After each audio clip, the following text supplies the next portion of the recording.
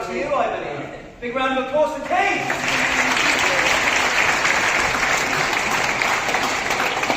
I think it's just so we need money back. Okay, let's see if I can get mine out.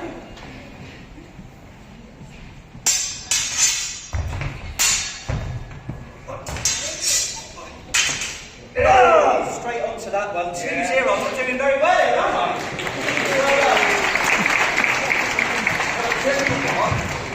Since your mojo's obviously not working for you, I mean, let's have a chat with the audience first and then go back to the fighting later. That sounds like a plan, absolutely. All right, well, good afternoon, everybody. Welcome to the Arm Race. I'm Keith. This is Danny, if you've never met us before. Our job's to try and bring things to life, and what we just showed you is a series of attacks and defences using this formidable medieval weapon, and they can also be used for cutting. But it doesn't end there, because with a sword like this, you can grab it by the blade, and you can use it in a number of techniques that way. In fact, they're probably best illustrated by a more practical demonstration. So, Danny, why don't you take a cut down to my head? Now, let's assume I actually grab the blade and hold the sword up here. Okay? Now, you may think it's a weird thing to grab hold of a sword blade. A couple of things to consider here. First of all, we're talking about tough men. And because they were tough men, they trained a lot with swords. The more you train with swords, the tougher your skin gets. So grabbing a sharp blade isn't necessarily a problem for a seasoned fighter that it would be for an ordinary person just picking up a sword who's never used one before. It's also the question of grabbing tightly enough so that if the sword isn't pulled out of your hand, doesn't get to make that cutting motion, your hand's still reasonably safe. But the most important thing to understand is that in several medieval manuals, we know that portions of the blade were deliberately kept blunt, near the top end here and at the base. And that meant that you could safely grab these weapons at various points along the blade in order to facilitate that sort of defence.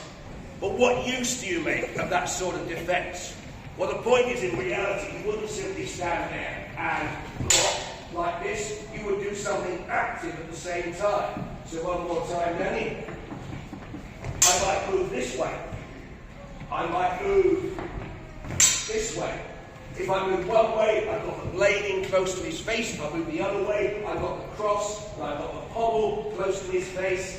It's a very, very useful way. It's called half-swording in many of the manuals, reducing the sword from full length to half length. So what about using it offensively? So if I'm going to use it offensively that way, I might decide to grab the blade with both hands. What's the point of this? Well, if I come for Danny this time, and I go for his head and he takes a block, he's safe. If he doesn't take a block, that is going to go right through his skull, or it's going to send reverberations through his helmet that could easily stun him.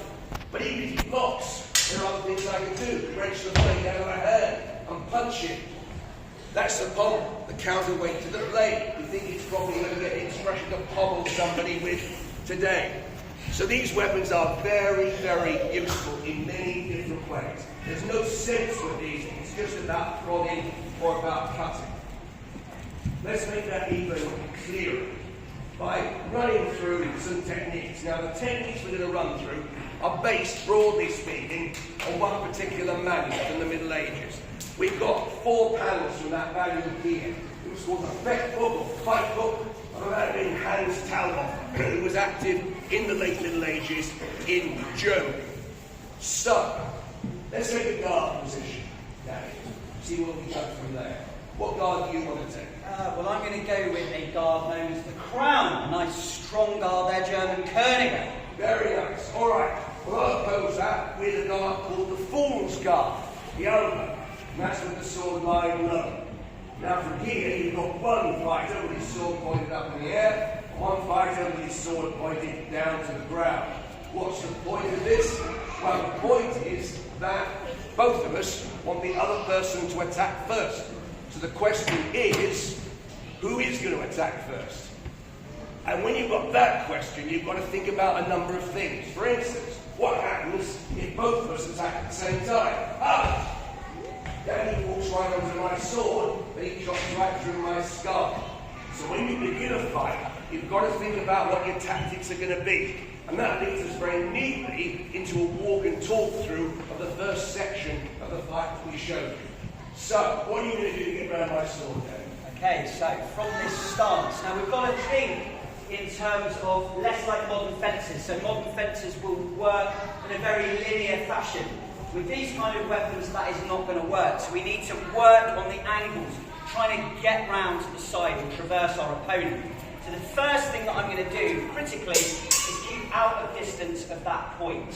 I'm going to work round, and the first thing I'm going to do is try and cleave his femoral artery in his leg. Good. So I'm going to step back and away from that. And as I step back and away, of course, my right shoulder is coming rounded towards. My right shoulder is going rounded towards. I might as well use that to create a parry, but more importantly, that parry gives me the energy to make an attack for Danny's leg. So now a rear traverse, and again the defence really is the movement offline, getting out. Blade is secondary, carrying that motion on to cut him right down through the head. I take a sloping power. His blade glances off mine. I then bring the sword around and try and take his head. So now rear traverse, using what we call the force or the strong part of the blade to defend, using the crossguard now, clear that blade, expose the stomach and put his intestines from the inside to the outside. Whoa!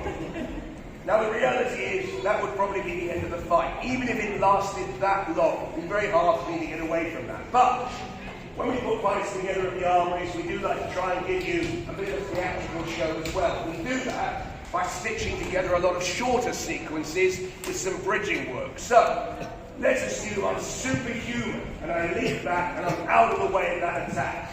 What happens now? Well, his sword has gone to the right-hand side of his body. That leaves the left-hand side of his body, that leaves the right-hand side open.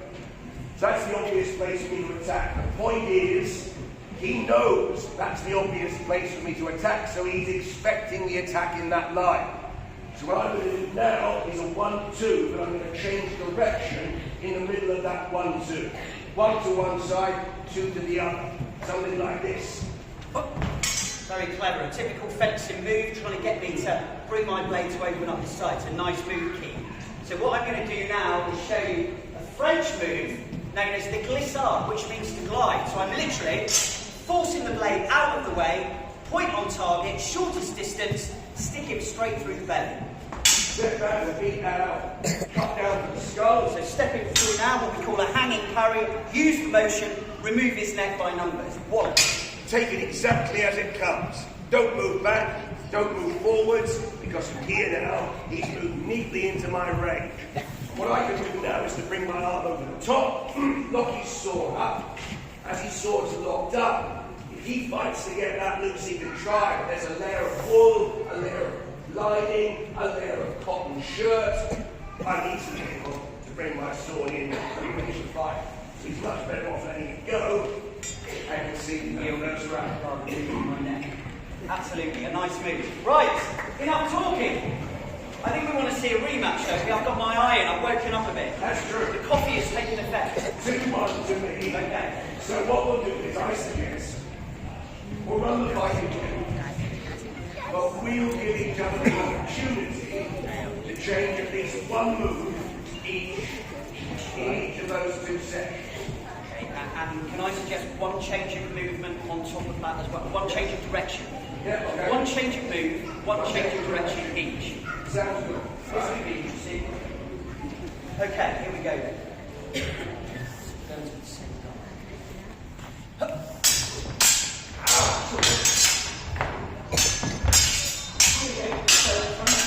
Oh, not that time, sunshine. Nicely done. 2-1, he's coming back. Give him a round of applause.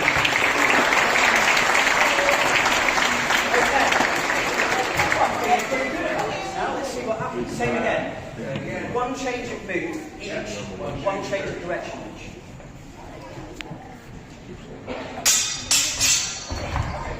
Whoa! Hey! Oh, not that time. Nice Moving again. that going on. There's a bit of medieval martial arts there. All right. How's that? Double round of applause. So, 2-2 we need Whoa. I was going to say, I thought you were going to call it a day stay there. I'm absolutely not going to leave it at 2-2. I'm sure everybody here wants to see a deciding bout, yes? Yes! We'll have to do better than that. Everybody wants to see a deciding bout, yes? All right, deciding bout. But if we have a deciding bout, my idea is, just for this last round, we ask the audience how they want to see it end. In the sense of, would you like to see the loser of this bout go out like a hero with honour, or would you like to see them completely and utterly humiliated, nose in the dirt? Not that one. Wait. Democratic country still. Put it to a vote. How many people want honour?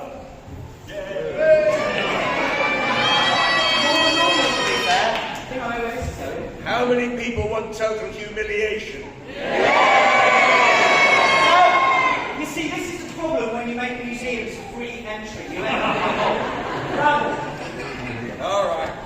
Total humiliation it is. Okay, well, that. Yeah. Right, I'm going to go with Hidden Guard. Nice.